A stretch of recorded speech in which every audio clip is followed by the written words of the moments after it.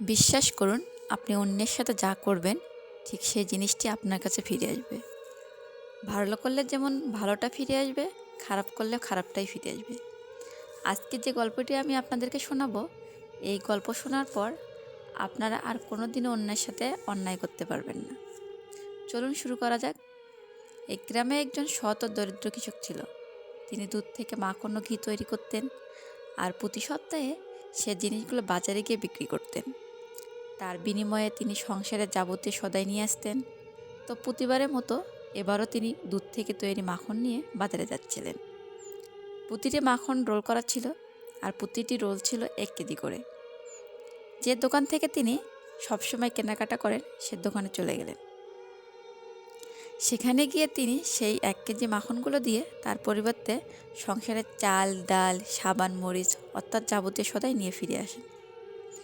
তো সেইবার দোকানদার কি মনে করে ভাবলেন যে এতদিন ধরে এই লোকের সাথে ব্যবসা করছি, আজকে একটু দেখা যাক তিনি আসলে আমাকে সঠিক পরিমাপে মাখন দিচ্ছেন কিনা। যেই ভাবা সেই কাজ। তিনি একটি বাটখারা নিয়ে সেই মাখন পরিমাপ করলেন। পরিমাপ করে দেখলেন কৃষক 1 কেজির যে মাখনগুলো দিয়ে গিয়েছেন সেগুলো আসলে একটিও 1 কেজির নয়, প্রতিটি মাখন 90 গ্রাম করে। এই জিনিসটি দেখে দোকানদার তো ভীষণ রেগে গেলেন। অপেক্ষা করতে লাগলেন পরের সপ্তাহে কৃষক কখন আসবেন। পরের সপ্তাহে যখন কৃষক মাখন নিয়ে আসলেন তখন তো দোকানদার চিৎকার করতে লাগলেন, আর কোনো দিনও আমার দোকানের সামনে আসবে না, এক্ষুনি বের হয়ে যাও, তোমার মতো বাটপারের সঙ্গে আমি ব্যবসা করতে চাই না। কৃষক তো হতভম্ব হয়ে গেলেন। তিনি দোকানদারের কাছে জানতে চাইলেন কি হয়েছে। তখন দোকানদার বললেন, এতদিন ধরে তুমি আমাকে 1 কেজি মাখন রোলগুলো দিতে, সেগুলো আসলে একটু 1 কেজির ছিল না। আমি গতকালই পরিমাপ করে দেখলাম সবগুলো রোল 90 গ্রাম করে। তোমার মতো চিটিংবাজ বাটপারের সাথে আমি আর কোনোদিনও ব্যবসা করব না। এ কথা শুনে কৃষক মন খারাপ করে বললেন, ভাই রাগ করবেন না, আমি খুব গরিব মানুষ, আমার কাছে বাটখারার কেনার মতো কোনো টাকা ছিল না।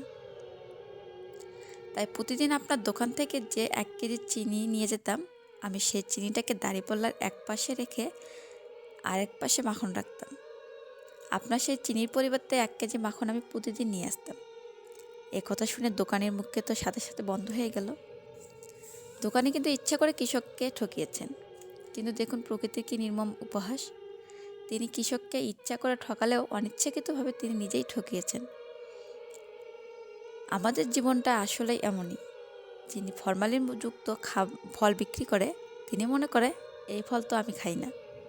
একইভাবে তিনি আবার সেই ফল বিক্রির টাকা দিয়ে কোনো দোকান থেকে অন্য কিছু কেনেন, মাছ কিংবা সবজি।